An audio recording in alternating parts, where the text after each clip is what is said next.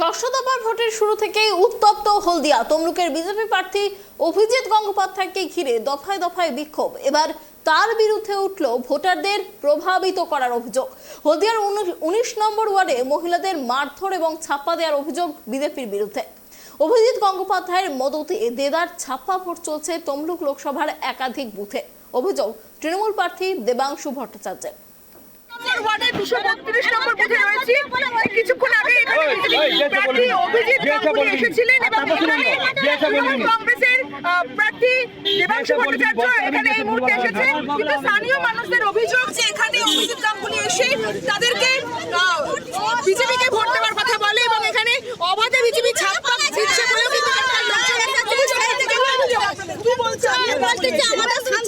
অভিজিৎ গাঙ্গুলি আমাদেরকে মারছে, শান্তিভাবে ভোট হচ্ছে। তাপসী মণ্ডল এসে এখানকার ছেলেমেয়ে নিয়ে এলো, এসে বলছে তোমরা ছাপ্পা ভোট দিচ্ছ, কিন্তু আমাদের ছাপ্পা ভোট আমাদের মেয়েদেরকে মেরে তাড়িয়ে দিচ্ছে, ছেলেদেরকে লাঠি দিয়ে তাড়িয়ে মেরে তার ভোট দিতে দিচ্ছে। এবার এখানে এসে বলছে যে ছাপ্পা যে বিজেপিকে ভোট দিতে, তাপসী মণ্ডল এসে বলছে যে বিজেপিকে ভোট দিতে। আমাদের গণতান্ত্রিক দেশ, আমরা কাকে ভোট দেবো সেটা আমাদের ব্যক্তিগত ব্যাপার। এখানে তো রাজনৈতিক দলের মতো সাধারণ ভোটাররা মার খেয়েছিল। আমাদের দুজন কর্মী ভোট দিতে এসেছিলেন, তাদেরকেও মেরেছে। পরে দেখা যাচ্ছে যে তারা নিজেরা ছাপ্পা ভোট করাচ্ছেন এবং তাপসী মণ্ডল এই বুথে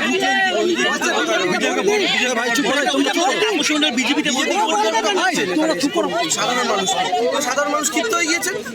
এই বুথে আজ অব্দি ঝামেলার ইতিহাস নেই। স্বাধীনতার এই প্রথম বিজেপির দৌলতেই অভিযোগ। সেন্ট্রাল ফোর্সের জওয়ানরা আছেন, তারা মহিলাদের উপর আক্রমণ করেছেন। এই বুথে আজ অব্দি কোনো গন্ডগোলের ইতিহাস নেই, আজ অব্দি কোনোদিন হয়নি। এই প্রথম অভিজিৎ গাঙ্গুলি এবং তাপসী মণ্ডল এসে এই বুথে প্রথম ইতিহাস তৈরি করলেন।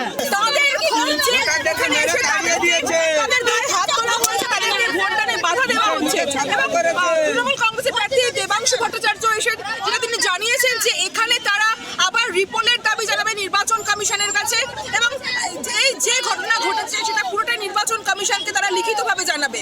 ক্যামেরায় বরুণ ভাটারির সঙ্গে দেবযানী সরকার,